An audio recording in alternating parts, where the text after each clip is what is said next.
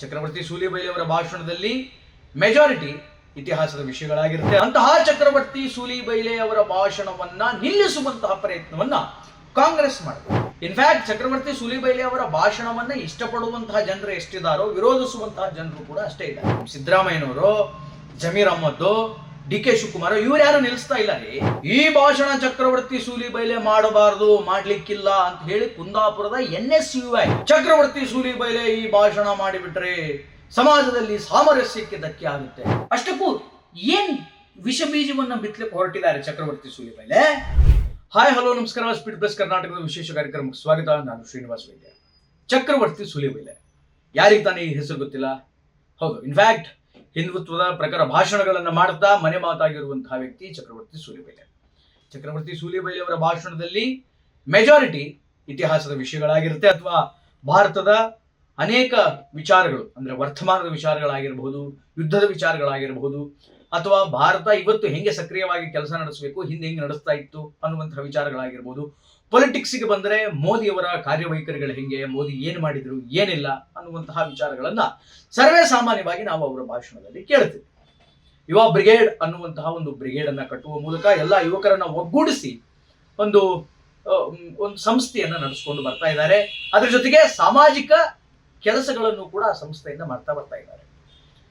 ಹೀಗೆ ಯುವ ಬ್ರಿಗೇಡಿನ ಈ ಒಂದು ಸಂಸ್ಥೆಯ ಅಡಿಯಲ್ಲಿ ಚಕ್ರವರ್ತಿ ಸೂಲಿಬೈಲಿ ಅವರು ರಾಜ್ಯದ ಮತ್ತು ದೇಶದ ವಿವಿಧೆಡೆ ಬೇರೆ ಬೇರೆ ಭಾಗಗಳಿಗೆ ಹೋಗಿ ಪ್ರವಚನಗಳನ್ನು ಕೊಟ್ಬಿಡ್ತಾರೆ. ಅಂದ್ರೆ ಇನ್ಫ್ಯಾಕ್ಟ್ ಲೆಕ್ಚರ್ಸ್ ಗಳನ್ನು ಕೊಡ್ತಾರೆ, ಭಾಷಣವನ್ನು ಮಾಡ್ತಾರೆ. ನಾನು ಆಗ್ಲೇ ಹೇಳಿದಾಗೆ ಅವರು ಸೆಲೆಕ್ಟ್ ಮಾಡಿಕೊಳ್ಳುವಂತಹ ಸಬ್ಜೆಕ್ಟ್ಗಳು ಭಾರತದ ಇತಿಹಾಸ ಆಗಿರಬಹುದು, ಅಥವಾ ಭಾರತ ನಡೆದು ಬಂದಂತಹ ದಾರಿ, ಮುಂದಿನ ದಿನಗಳಲ್ಲಿ ಭಾರತವನ್ನ ವಿಶ್ವಗುರುವನ್ನಾಗಿ ಮಾಡಬೇಕು ಅಂತಂದ್ರೆ ಏನು ಮಾಡಬೇಕು, ಏನಿಲ್ಲ, ಈ ರೀತಿಯಾದಂತಹ ಮಾತುಕತೆಗಳಿರುತ್ತೆ. ಪಾಲಿಟಿಕ್ಸ್ ಬಗ್ಗೆನೂ ಕೂಡ ಆಗಾಗ ಮಾತನಾಡೋದು ಉಂಟು.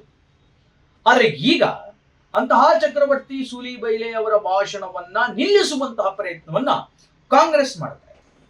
ಇನ್ಫ್ಯಾಕ್ಟ್ ಚಕ್ರವರ್ತಿ ಸೂಲಿಬೈಲಿ ಅವರ ಭಾಷಣವನ್ನ ಇಷ್ಟಪಡುವಂತಹ ಜನರು ಎಷ್ಟಿದ್ದಾರೋ ವಿರೋಧಿಸುವಂತಹ ಜನರು ಕೂಡ ಅಷ್ಟೇ ಇದ್ದಾರೆ. ಅನೇಕ ಬಾರಿ ಅವರ ಭಾಷಣವನ್ನ ವಿರೋಧಿಸಿ, ಅವರ ಸ್ಟೇಟ್ಮೆಂಟ್ ಅನ್ನ ವಿರೋಧಿಸಿ ಕಾಂಟ್ರವರ್ಸಿ ಮಾಡಿದವರು, ತಕರಾರು ಮಾಡಿದವರನ್ನು ಕೂಡ ನಾವು ನೋಡಿದ್ದೀವಿ. ಆದ್ರೆ ಈಗ ಯಾವುದೋ ಕಾಂಗ್ರೆಸ್ ಪಕ್ಷದ ದೊಡ್ಡ ನಾಯಕರೆಲ್ಲ ಇವರು ಭಾಷಣ ನಿಲ್ಲಿಸ್ತಾರೆ. ನಮ್ಮ ಸಿದ್ದರಾಮಯ್ಯನವರು, ಜಮೀರ್ ಅಹ್ಮದ್, ಡಿ ಕೆ ಶಿವಕುಮಾರ್ ಇವ್ರು ಯಾರು ನಿಲ್ಲಿಸ್ತಾ ಇಲ್ಲ ರೀ.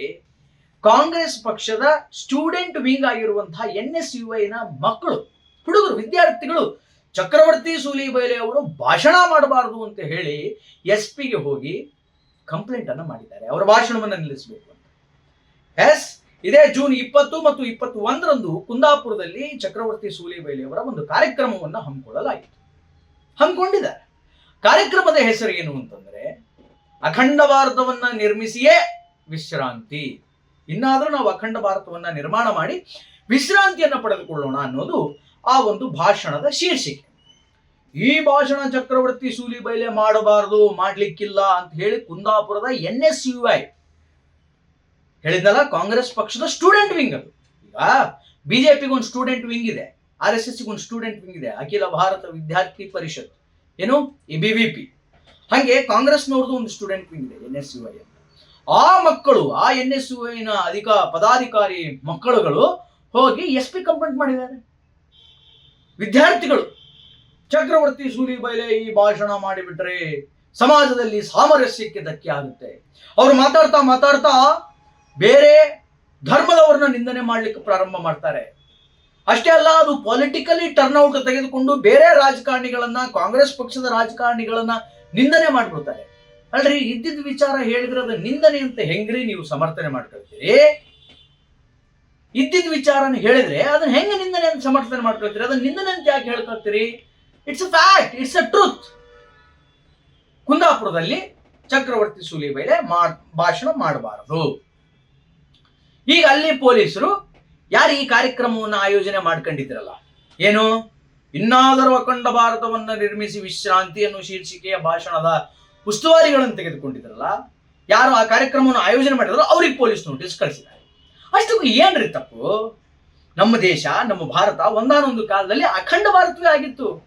ಪಾಕಿಸ್ತಾನ, ಅಫ್ಘಾನಿಸ್ತಾನ, ಬಾಂಗ್ಲಾದೇಶ, ನೇಪಾಳ ಇವುಗಳನ್ನೆಲ್ಲ ಒಳಗೊಂಡು ಅಖಂಡ ಭಾರತವಾಗಿತ್ತು. ಕಾಲಕ್ರಮೇಣ ಅದು ಛಿದ್ರವಾಗಿ ಇವತ್ತು ಬೇರೆ ಬೇರೆ ರಾಷ್ಟ್ರಗಳಾಗಿದೆ. ಭಾರತ ಅಷ್ಟೇ ಇವತ್ತು ಉಳ್ಕೊಂಡಿದೆ. ಮತ್ತೆ ನಾವು ಪುನರ್ ಅಖಂಡ ಭಾರತದ ಸಂಕಲ್ಪವನ್ನು ಹೊತ್ತುಕೊಳ್ಳುವುದರಲ್ಲಿ ಅಖಂಡ ಭಾರತದ ಚಿಂತನೆ ಮಾಡುವುದರಲ್ಲಿ, ಅಖಂಡ ಭಾರತದ ಕನಸನ್ನು ಕಾಣುವುದರಲ್ಲಿ ವಾಟ್ಸ್ ರಾಂಗ್? ತಪ್ಪೇನಿದೆ? ಅದಕ್ಕೆ ಸಂಬಂಧಪಟ್ಟಂತೆ ಭಾಷಣ ಮಾಡ್ತಾ ಇದ್ದಾರೆ.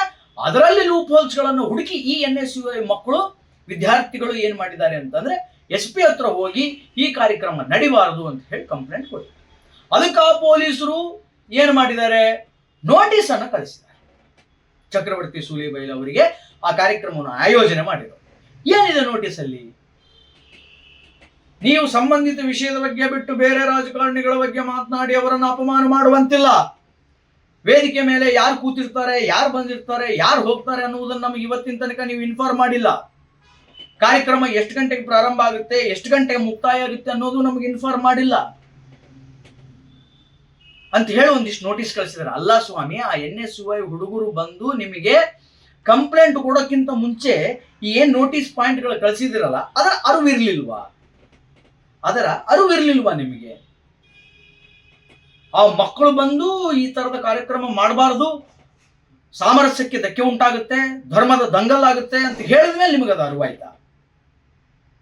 ಮಂಗಳೂರು ಪೊಲೀಸರೇ, ಕುಂದಾಪುರ ಪೊಲೀಸರೇ, ನಿಮಗೆ ಈಗ ಅರಿವಾಯ್ತಾ? ಅಷ್ಟಕ್ಕೂ ಏನ್ ವಿಷ ಬೀಜವನ್ನ ಬಿತ್ತಲಿಕ್ಕೆ ಹೊರಟಿದ್ದಾರೆ ಚಕ್ರವರ್ತಿ ಸೂಲಿಬೈಲೆ? ಏನೂ ಇಲ್ಲ. ಏನ್ ವಿಷಯ ಇದೆನೋ ಅದನ್ನು ಮಂಡನೆ ಮಾಡ್ತಾರೆ, ಏನ್ ಇತಿಹಾಸ ಇದೆನೋ ಅದನ್ನು ಹೇಳುತ್ತಾರೆ. ಆ NSUI ಹುಡುಗರು ಹೇಳಿದ್ರು ಅಂತ ಹೇಳಿ ನೀವು ಅದನ್ನ ಅಕ್ಸೆಪ್ಟ್ ಮಾಡ್ಕೊಂಡು ಇವ್ರಿಗೆ ನೋಟಿಸ್ ಕಳಿಸ್ತೀರಿ ಅಂದ್ರೆ ಏನ್ ಸ್ವಾಮಿ ಇದು? ವಿದ್ಯಾರ್ಥಿಗಳಿಗೆ ಕೂಡಿಸ್ಕೊಂಡು, ಹೌದು ಅವ್ರು ಕಂಪ್ಲೇಂಟ್ ಕೊಡಕ್ ಬಂದಿದ್ದಾರೆ, ತಗಬೇಕು, ಮುಂದೆ ಆಕ್ಷನ್ಗೆ ಬರಬೇಕು, ನಿಜ, ಅದು ನಿಮ್ ಕರ್ತವ್ಯ, ಒಪ್ಕೊಳ್ಳೋಣ. ಆದ್ರೂ ಮಕ್ಕಳಿಗೆ ಕೂಡಿಸ್ಬಿಟ್ಟು ಒಂದು ಸ್ವಲ್ಪ ವಿಚಾರ ವಿನಿಮಯಗಳನ್ನ ಹೇಳುವಂತಹ ಒಂದು ಯಕಶ್ಚಿತ ಕೆಲಸ ಆದ್ರೂ ನೀವು ಮಾಡಬಾರ್ದಿತ್ತ? ಆದ್ರೆ ಕಾಂಗ್ರೆಸ್ಸಿಗೆ ಅದು ಏನ್ ಸೇಡೋ, ಅದೇನ್ ದ್ವೇಷವೋ ಗೊತ್ತಾಗ್ತಾ ಇಲ್ಲ ನನಗೆ. ಅಖಂಡ ಭಾರತದ ಬಗ್ಗೆ ಮಾತನಾಡಿದ್ರೆ ಇವ್ರು ಯಾಕೆ ಉರ್ಕೊಳ್ತಾ ಇದ್ದಾರೆ, ಇವ್ರಾಕೆ ಆ ಭಾಷಣಕ್ಕೆ ತಡೆ ಹಿಡಿತಾ ಇದ್ದಾರೆ, ಆ ಭಾಷಣ ನಿಲ್ಲಿಸಿ ಅಂತ ಯಾಕೆ ಇವರು ಒತ್ತು ಕೊಡ್ತಾ ಇದ್ದಾರೆ ಗೊತ್ತಾಗ್ತಾ ಇಲ್ಲ. ನಾನು ಆಗ್ಲೇ ಹೇಳಿದೆ, ದೊಡ್ಡ ದೊಡ್ಡ ಲೀಡರ್ ಅಲ್ಲ ಇದನ್ನು ತಡೆ ಹಿಡಿದಿದ್ದು, NSUI ಮಕ್ಕಳು. ಅಂದ್ರೆ ಕಾಂಗ್ರೆಸ್ಸಿನ ಮನಸ್ಥಿತಿ ಏನು? ಅಖಂಡ ಭಾರತದ ವಿರುದ್ಧವಾಗಿದೆನಾ ಕಾಂಗ್ರೆಸ್? ಹಿಂದುತ್ವದ ವಿರುದ್ಧವಾಗಿದೆನಾ ಕಾಂಗ್ರೆಸ್? ಚಕ್ರವರ್ತಿ ಸೂಲಿಬೈಲೆ ವಿರೋಧನ ಆಯ್ತು, ಓಕೆ, ಪೊಲಿಟಿಕಲಿ ನಿಮ್ಗೆ ಐಡಿಯಾಲಜಿ ಮ್ಯಾಚ್ ಆಗಿಲ್ಲ ಅಂದ್ರೆ ಓಕೆ ಫೈನ್, ಚಕ್ರವರ್ತಿ ಸೂಲಿಬೈಲೆ ಅವ್ರನ್ನ ವಿರೋಧ ಮಾಡಿ. ಆದ್ರೆ ನೀವು ಕಾಂಗ್ರೆಸ್ನವ್ರು ಹಿಂದುತ್ವದ ವಿರೋಧಿಗಳ, ಅಖಂಡ ಭಾರತದ ಕನಸಿನ ಸಂಕಲ್ಪದ ವಿರೋಧಿಗಳ? ಗೊತ್ತಾಗ್ತಾ ಇಲ್ಲ, ಗೊತ್ತಿಲ್ಲ. ಒಟ್ಟು ಆ ಭಾಷಣದವನ್ನ ನಿಲ್ಲಿಸಬೇಕು, ಚಕ್ರವರ್ತಿ ಸೂಲಿಬೈಲೆ ಭಾಷಣ ಮಾಡಬಾರ್ದು ಕುಂದಾಪುರದಲ್ಲಿ ಅಂತ ಹೇಳಿ ಹೋಗಿ ಕಂಪ್ಲೇಂಟ್ ಕೊಟ್ಟಿದ್ದಾರೆ. ಇವರು ಅದೇನು ನೋಟಿಸ್ ಕಳಿಸಿದ್ದಾರೆ. ಅದು ಮುಂದುವರಿಯುತ್ತಾ ಇಲ್ವಾ ಅನ್ನೋದನ್ನ we have to wait and watch, ಕಾದು ನೋಡ್ಬೇಕು. ಈ ತರದ ಅನೇಕ ವಿರೋಧಗಳನ್ನು ಎದುರಿಸಿ ಆ ಮನುಷ್ಯ ಇಲ್ಲಿ ತನಕ ಬಂದಿರೋದು.